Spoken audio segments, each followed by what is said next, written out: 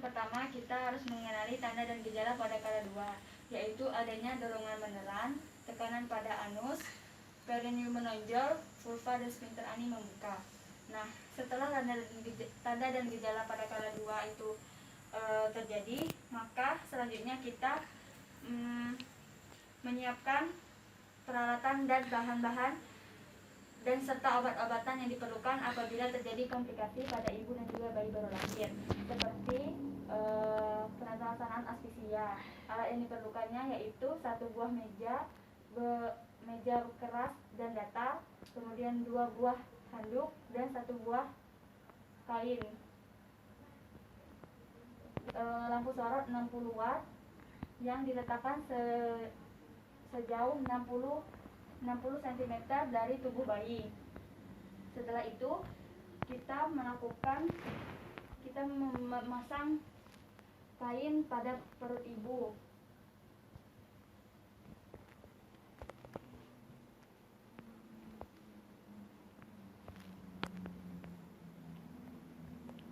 Setelah itu kita menyiapkan obat oksitosin di 1 set. Obat sudah disiapkan. Kemudian kita memakai celemek plastik.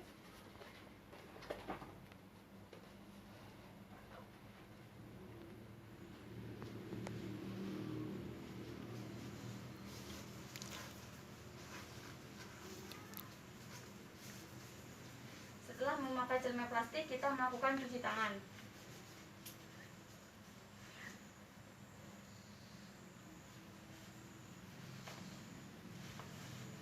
Kemudian dikeringkan menggunakan handuk kering dan ataupun tisu.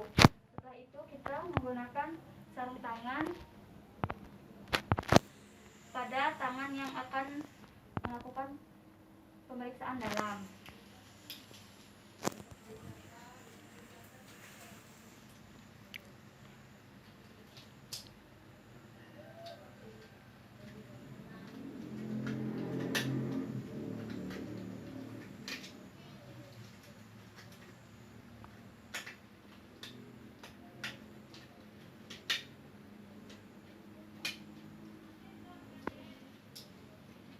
Setelah memakai sarung tangan, masukkan oksitosin ke dalam pad 3 cc.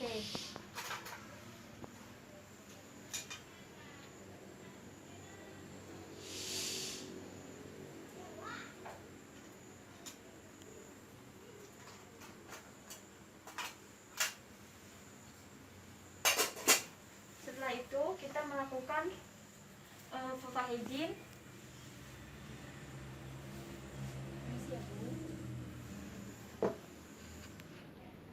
Dipegang alat.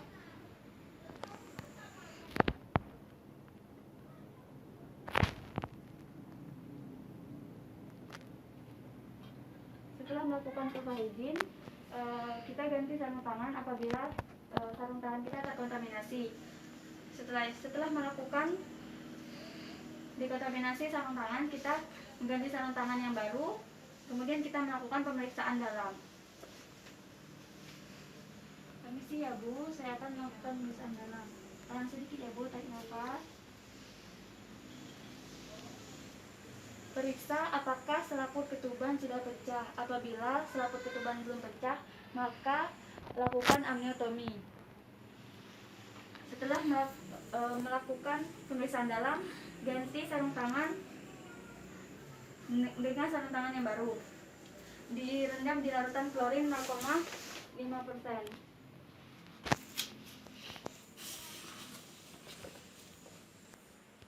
Setelah mencuci tangan di larutan klorin, kita melakukan periksa DJJ.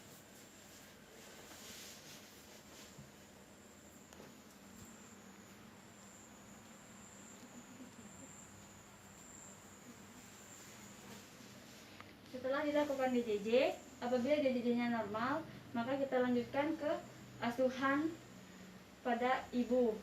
Kemudian yang pertama kita memanggilkan keluarga pas dari pasien supaya keluarga pasien memberikan dukungan kepada ibu yang akan melahirkan. Setelah itu kita mengajarkan teknik menelan yang baik dan benar kepada ibu. Bu, nanti ibu sewaktu terasa apakah ada kontraksi, ibu menelan ya Bu.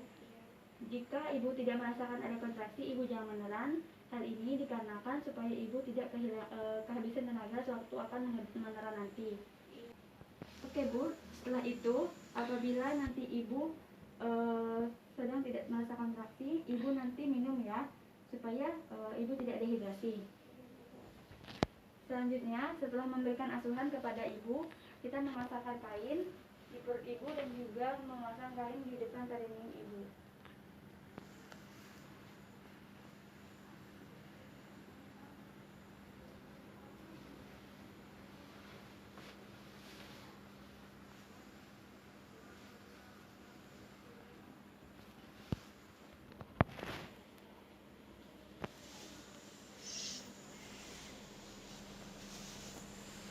Setelah itu buka kartu, periksa kelengkapan persiapan untuk persalinan.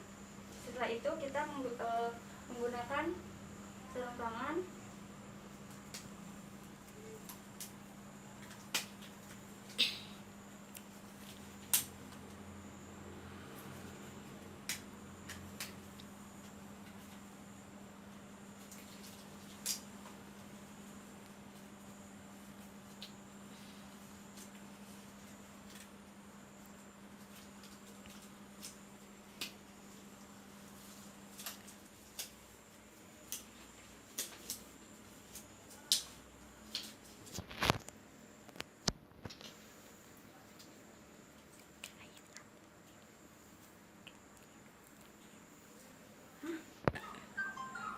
setelah memasang kain di bagian perut ibu dan juga di depan perineum, kita periksa apakah kepala bayi sudah berada 5-6 cm di depan sulfa.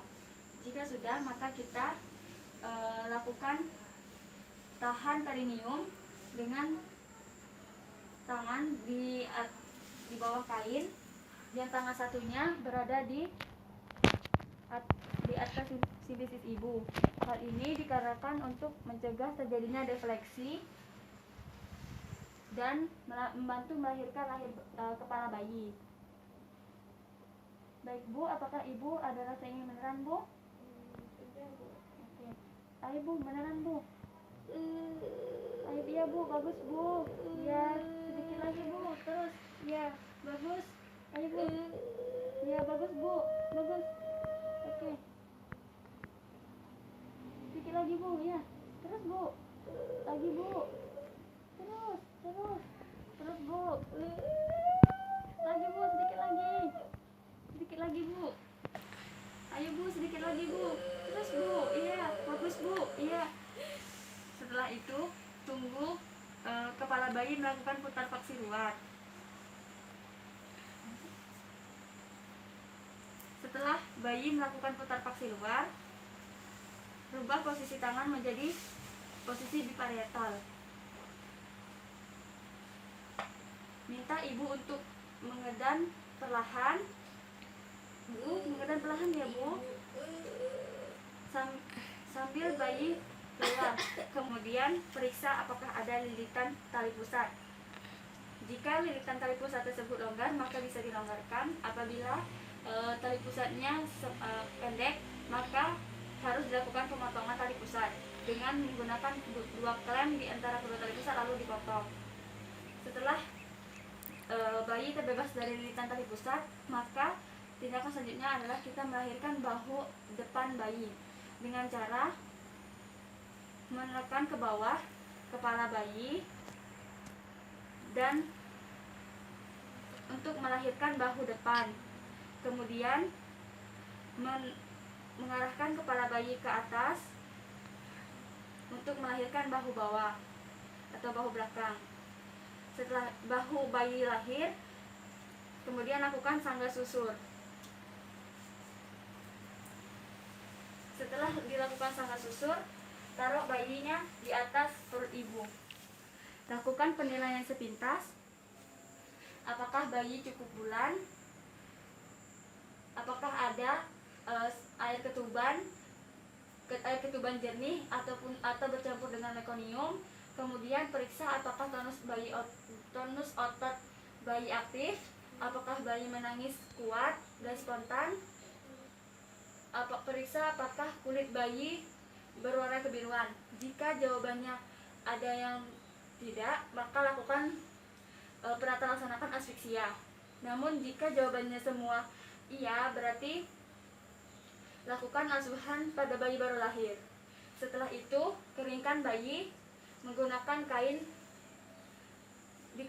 Keringkan wajah, kepala, dan badan. Jangan keringkan bagian tangan dengan mengelap vernis. Setelah itu, mengganti kain bayi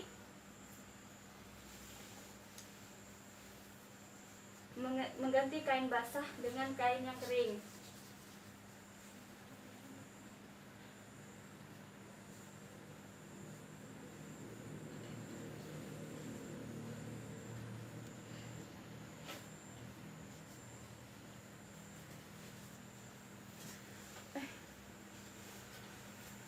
Setelah mengganti kain yang basah ke kain yang kering, lakukan pengkeleman tali pusat bayi.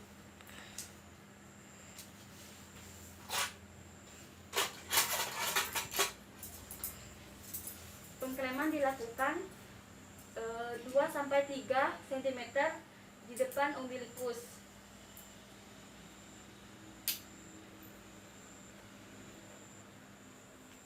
Kemudian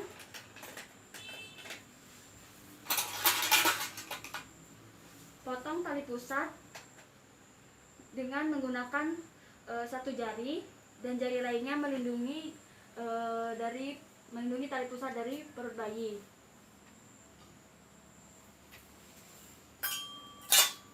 Setelah pemotongan tali pusat selesai, maka kita lakukan memasang benang di TT ataupun benang steril, ataupun menggunakan kalem tali pusat supaya tidak terjadi perdarahan. Setelah itu, lepaskan klem yang dekat umbilikus. Setelah itu, letakkan bayi di posisi dada ibu untuk skin to skin. Setelah dari itu, kita memeriksakan janin kedua, apakah ada janin kedua. Tidak ada. Nah, setelahnya kita memberitahu ibu, nanti saya akan menyuntikkan ibu oksitosin ya Bu, di paha atas ibu. Gunanya supaya plasentanya cepat keluar ya Bu. Iya, Bu. Dalam selang 2 menit kita melakukan suntik oksitosin di sepertiga paha atas ibu. Ibu, saya akan menyuntikkan oksitosin ya Bu. Iya. Sedikit ya Bu. Lakukan aspirasi.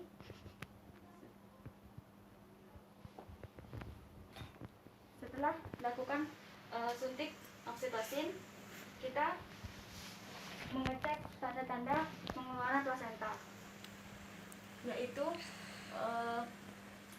adanya semburan pada jalan lahir, tali pusat memanjang, uterus 2 bulan. Setelah itu kita melakukan masase uterus.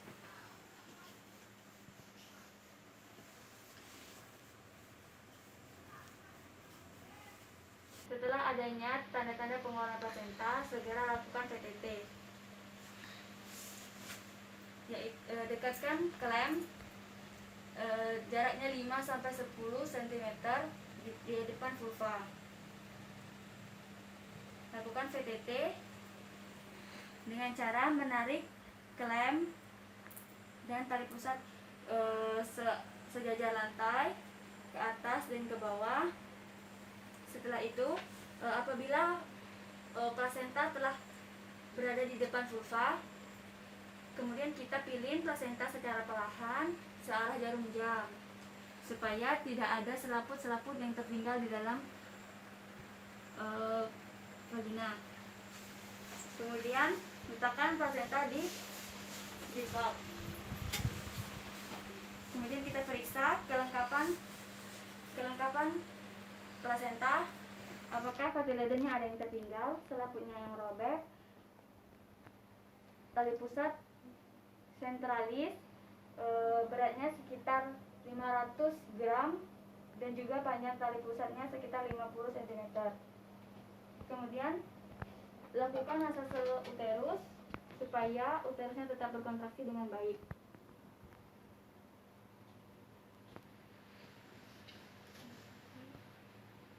Setelah melakukan hal tersebut, kita melakukan cuci tangan terlebih dahulu di larutan klorin secara terbalik.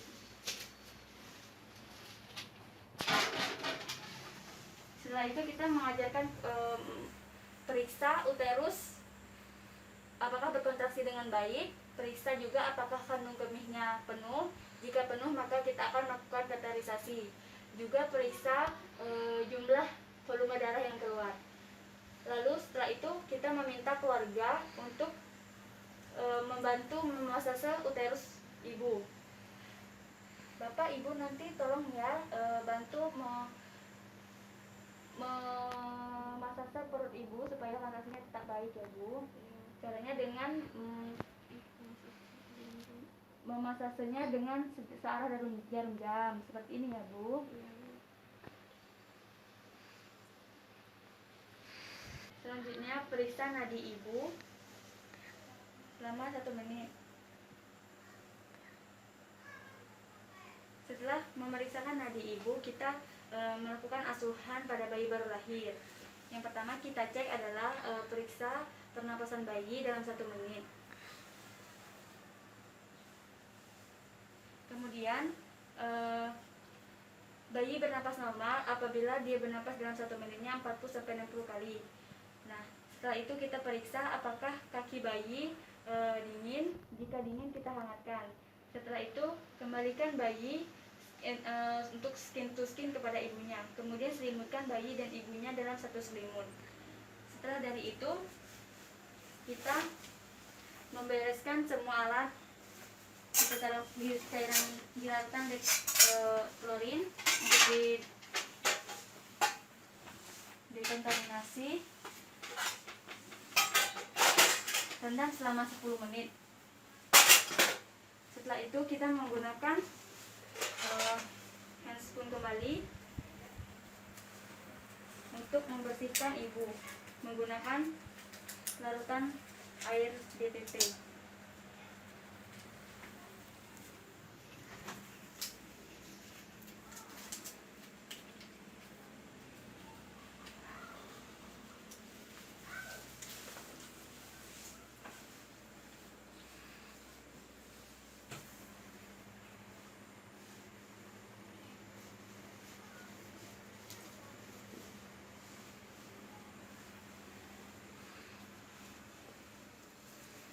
Setelah itu kita melepas cuci tangan di rendaman larutan klorin 0,5%.